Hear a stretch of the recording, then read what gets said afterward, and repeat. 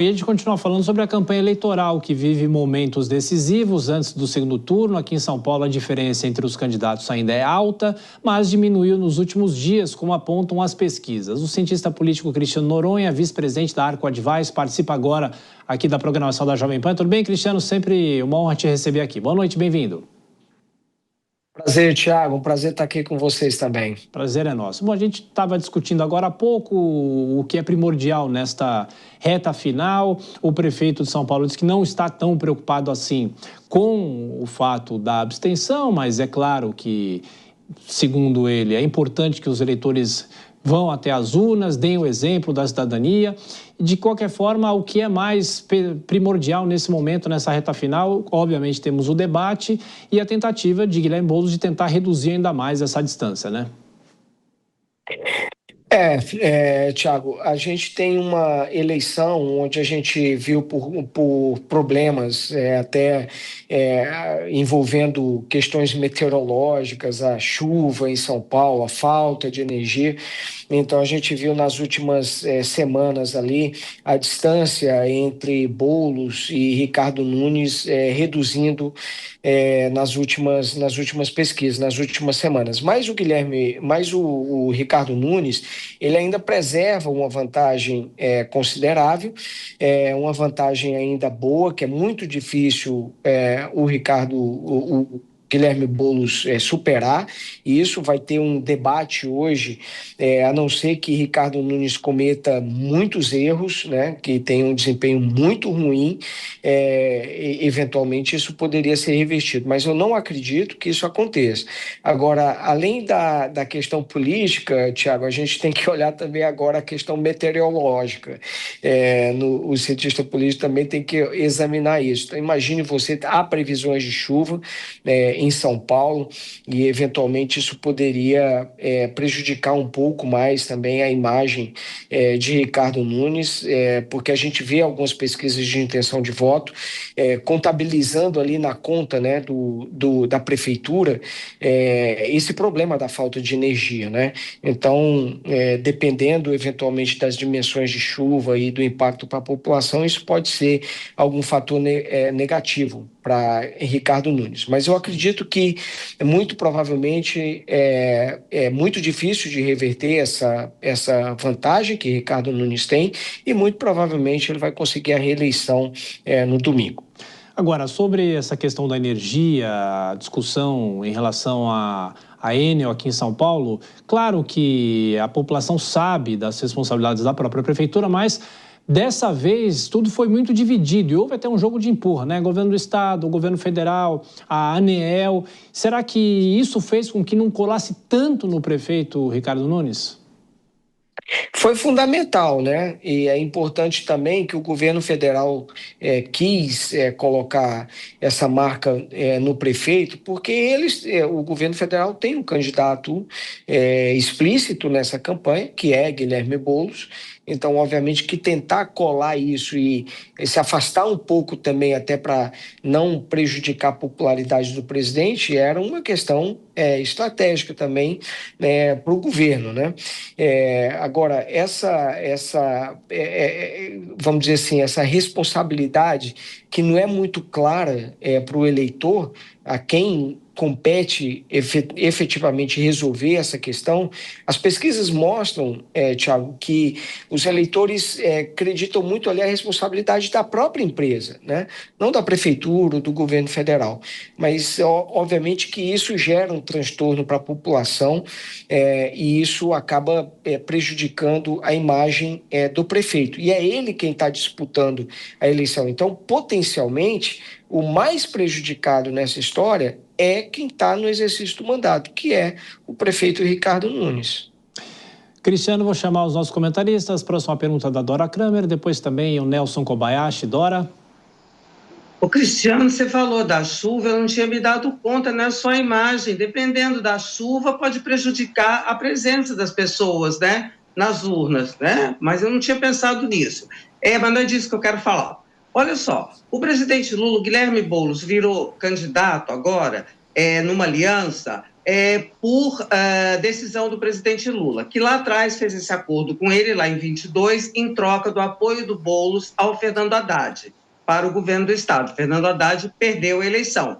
Tudo indica que Boulos perderá essa eleição se as pesquisas estiverem corretas. Você acha que o presidente Lula errou na estratégia ou não? Era isso mesmo, não tinha jeito, o PT não teria um candidato viável?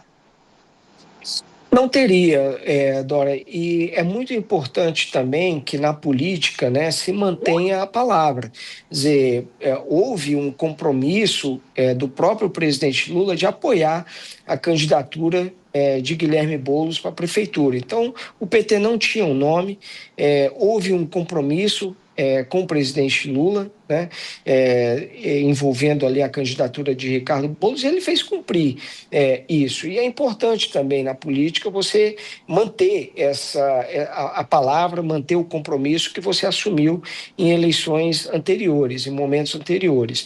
Então, o PT, a gente viu no cômputo geral, vamos dizer assim, da eleição municipal, que o PT está tendo uma dificuldade de renovar suas lideranças, de se conectar com os eleitores, e isso tem gerado dificuldades muito grandes para o PT de eleger prefeitos em cidades importantes. Veja no caso de São Bernardo do Campo, que eu vi agora há pouco que você comentava, o candidato do PT ficou de fora. Eles não tinham um nome competitivo para a eleição da Prefeitura de São Paulo. Então aí tem alguma chance, de repente, na Prefeitura, talvez de Cuiabá e de Fortaleza também, eventualmente conseguindo, mas não muito longe disso. Então, o PT tem sim que tratar de discutir essa questão da renovação de uma forma muito urgente, Dora. Antes de passar para o Nelson Kobayashi, saiu mais uma pesquisa do Instituto Paraná.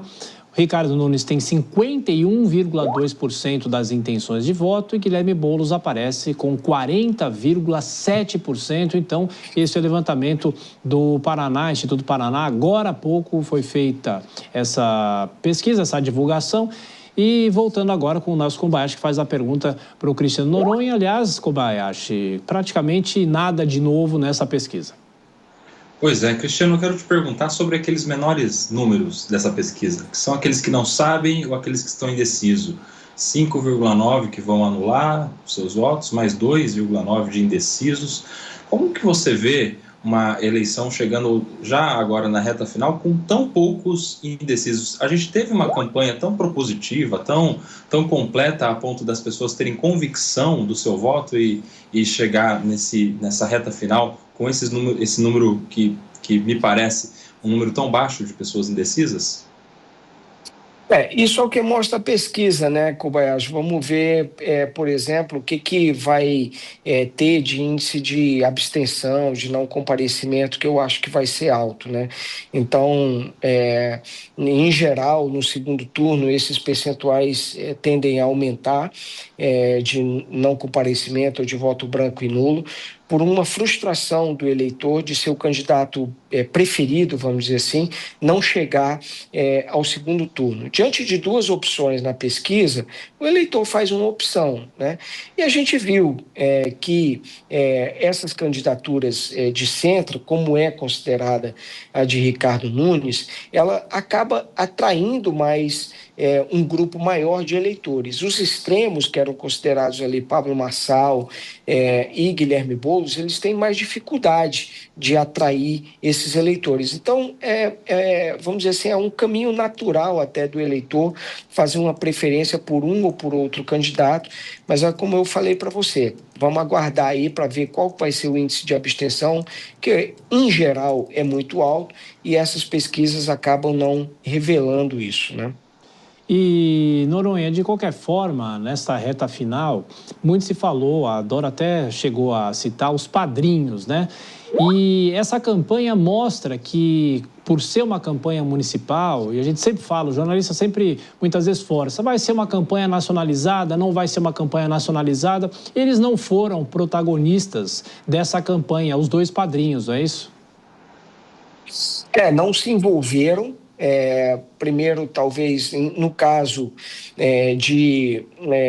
do ex-presidente Jair Bolsonaro, né, não era o candidato preferencial dele, ele sinalizou isso durante, inclusive, a campanha, né, acabou apontando o vice do Ricardo Nunes, mas não era um nome preferencial, teve um apoio muito tímido. Aliás, nessa eleição ele está indo para Goiânia, para tentar eleger o aliado dele lá na prefeitura de Goiânia. Não está ficando em São Paulo, que é o maior colégio eleitoral do país. Talvez também porque ele perceba que é uma eleição já ganha, né? E o Tarcísio de Freitas está cuidando bem disso aqui. E o Lula também, ele vê que não está conseguindo, vamos dizer assim, furar a bolha, né?